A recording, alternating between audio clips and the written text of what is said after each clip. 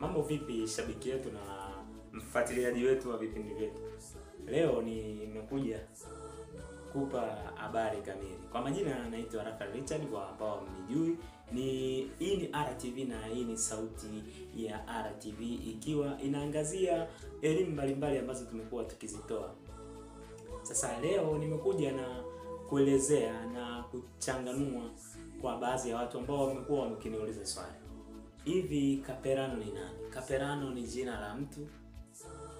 Wamekuwa wakiniuliza sana hilo swali. Wengi wao wakisema ni jina la mtu, wengine wakisema hapana, wengine wakisema. Sasa jibu la Kaperano ni kwamba Kaperano sio jina la mtu. Kaperano ni cheo.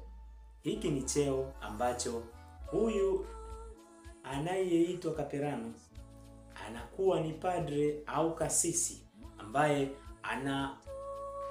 anafanya kazi katika taasisi mbalimbali za kidini. Kaperano asili yake ni Kikristo, na dini ambayo imekuwa ikiendelea kulitaja jina au kulitumia neno hili ni dini ya Kikatoliki, ambapo Kaperano ni padre anayehudumu katika taasisi kama taasisi za kijeshi, taasisi za hospitali, taasisi za vyuo pamoja na shule mbalimbali. Na kwa maelezo hayo ni kwamba padre au Kaperano wa shuleni basi ni padre wa kiroho wa hiyo shule, na Kaperano wa chuo basi ni padre wa kiroho wa hicho chuo. Na Kaperano ni neno la Kiswahili ambalo limetokana na Kiingereza cha chaplain, ambaye ndiye mlezi anayekuwa ni padre.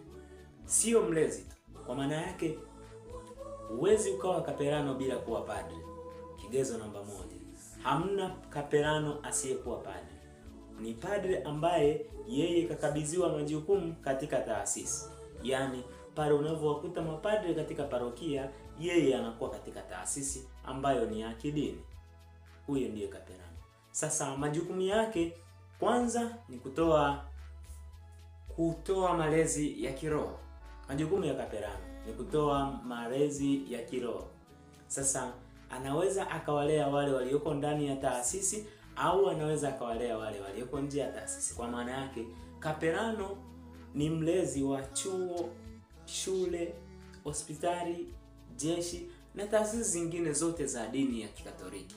Lakini haimzuii kuwalea watu wa pembeni waliokizunguka kile chuo, walioizunguka ile shule na waliozunguka ile taasisi nyingine.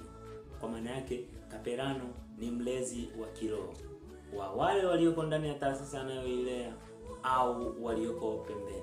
Lakini Kaperano majukumu yake mengine, anatoa majukumu yote ya kipadre kwa sababu ni padre. Anaweza akaungamisha, akatoa toba, lakini na kazi zote anazozifanya father au padre. Lakini mojawapo ya kazi za Kaperano ni kwamba yeye kila Jumapili anakuwepo karibu na kituo chake. Yaani kama ni taasisi aliyopewa basi anakuwepo, na makaperano wengi wamekuwa wakihusika sana kwenye ibada za Jumapili. Usije ukajiuliza kwamba kwa nini Kaperano anaonekana sana Jumapili. Ni kwa sababu hayo ni miongoni mwa kazi zao ambazo anazifanya yeye.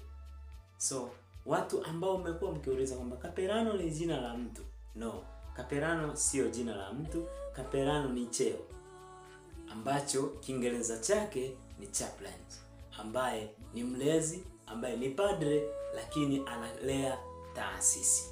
Asanteni sana kwa kunisikiliza, na hii ni elimu ambayo nimekuja nayo kwa siku ya leo.